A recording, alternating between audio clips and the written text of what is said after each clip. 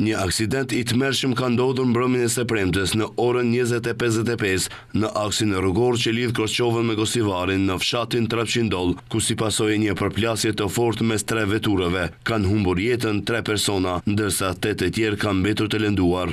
Në mes të viktimave janë edhe Hadi dhe Besa Emini nga fshati Shitov, prindër të 3 fëmijëve të vegjël, ndërsa personi i tretë që humbi jetën në aksident është një 64 vjeçar nga Manastiri. Sipas informacioneve policore, disa nga të lënduarit janë dërguar në spitalin e Korçovës dhe ata në gjendje kritike në spitalin e Shkupit. Sipas policisë, aksidenti ka ndodhur mes automjetit të udhëtarëve Mercedes me targa regjistrimit të Korçovës, i drejtuar nga ZD 64 vjeçar nga Manastiri, automjeti pasagerëve Ford me targa të Korçovës, i drejtuar nga AR 63 vjeçar nga fshati Stragomishti Epërm i Korçovës dhe automjeti pasagerëve Opel me targa të Korçovës, i drejtuar nga HE 38 vjeçar nga Gosivari.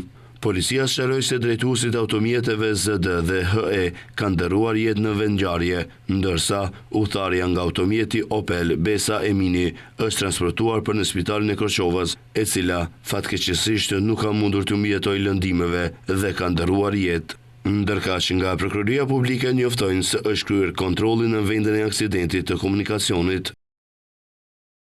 Prokuroria Publike e Shtetit sot në mëngjes ka njoftuar se nga vendi i aksidentit janë grumbulluar gjurmë që do t'i nënshtrojnë analizës mjekësore ligjore, ndërsa trupat e të njerëve janë dorëzuar për obduksion dhe është lëshuar urdhër për testim për praninë e mundshme të alkoolit apo substancave tjera të të lënduarit. Nga Prokuroria gjithashtu njoftojnë se me udhëzimet e prokurorit publik vazhdojnë të ndërmerren veprime të tjera. Ndërkohë, Ministri i Punëve të Brendshme Pançe Toshkovski ka deklaruar se sipas informacioneve fillestare, shkaki i aksidentit tragjik ka qenë shpejtësia e papërshtatshme në rrugë.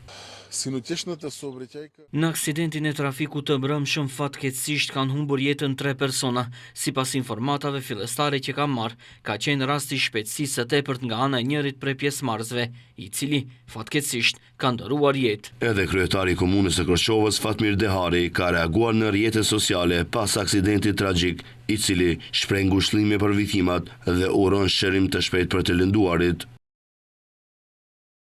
Humbje që nuk përshkruhet me fjalë, 2 jetë ndritura u shuan para kohe, duke lënë pas dhimbje të thellë. Lusim Zotin t'i mëshiroj dhe t'i bëj banor të parajsës, ndërsa për 3 fëmijët dhe gjyshen që i mbijetuan kësaj tragjedie, lutemi për shërim, për jetë, për forcë.